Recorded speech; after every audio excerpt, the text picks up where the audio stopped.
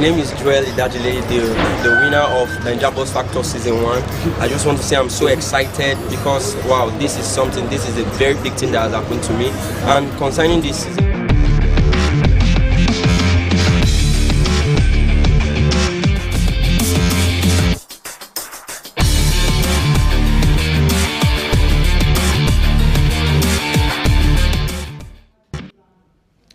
A very beautiful morning to you and welcome to Sports Recap on Hughes TV.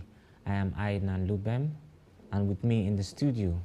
Daniel Obas. It's so good to be here. Yesterday night was a scare. Yes, I was scared. Talking about the game between Liverpool and Villarreal. Of course, we saw Villarreal getting those 2 goals early in the first half before Liverpool actually came back to the party, responding with a 3-goal thriller to solidify their place in the Champions League final.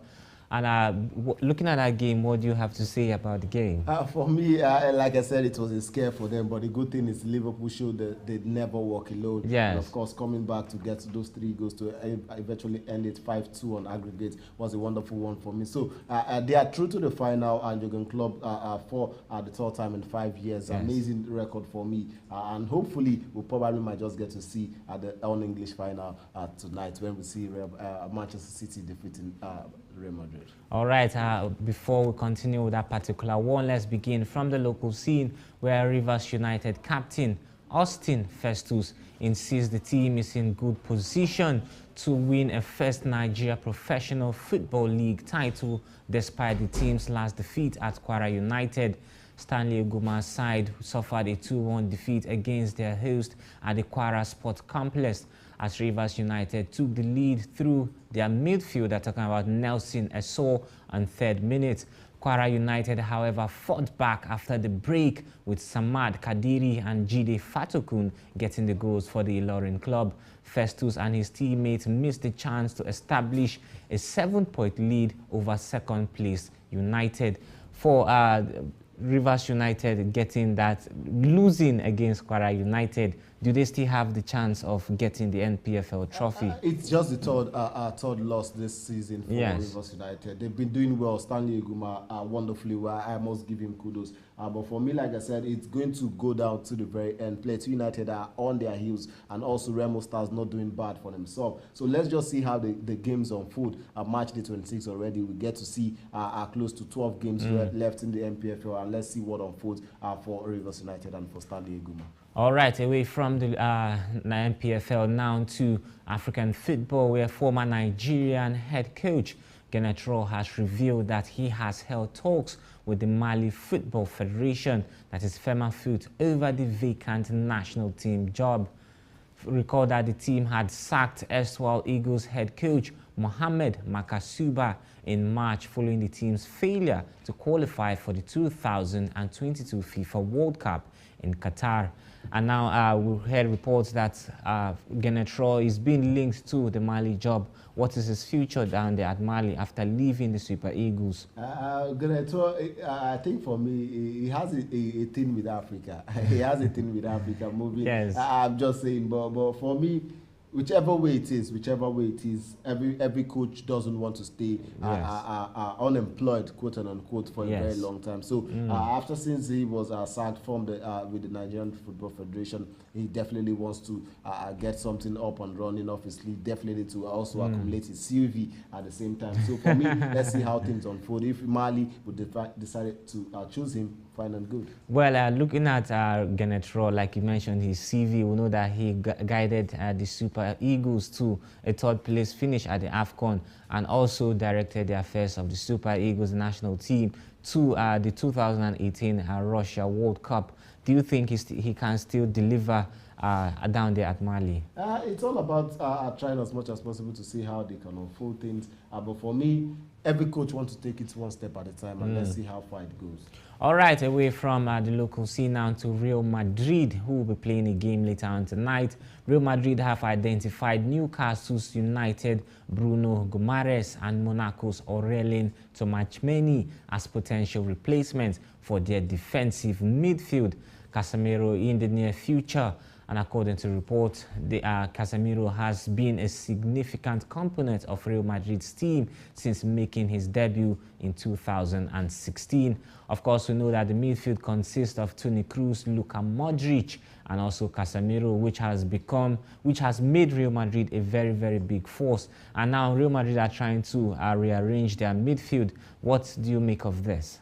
Everyone wants young talent. Everyone wants people who they can build with over time. And I think that's what Real Madrid is doing. Camavinga is one person I probably will put in that squad. He's getting to learn from the ropes of Luka Modric and also Toni Kroos. Toni Kroos, remember, he has retired from national football, from the German national team. Let's see how things unfold. They need to get fresh legs. They need to get young legs. And let's see what will happen with this new Real Madrid team going forward. All right, going forward indeed, because last week we saw Real Madrid getting their Spanish La Liga trophy, winning that one comfortably. And of course, tonight they will be up against Manchester City in the UEFA Champions League.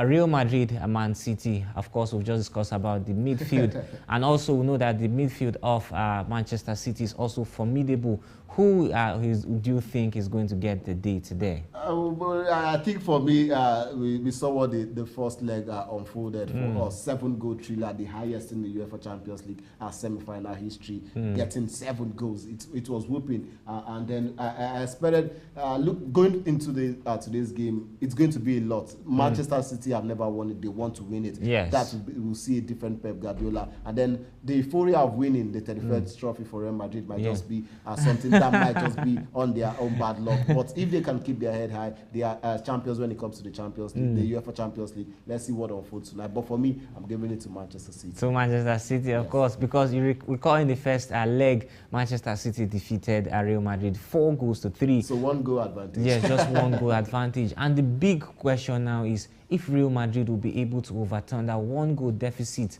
at the Bernabeu and get a resounding victory to oust Manchester City out of the competition. Recall that Liverpool are already through to the finals as Sevilla lost that game yesterday on aggregate and also on team performance.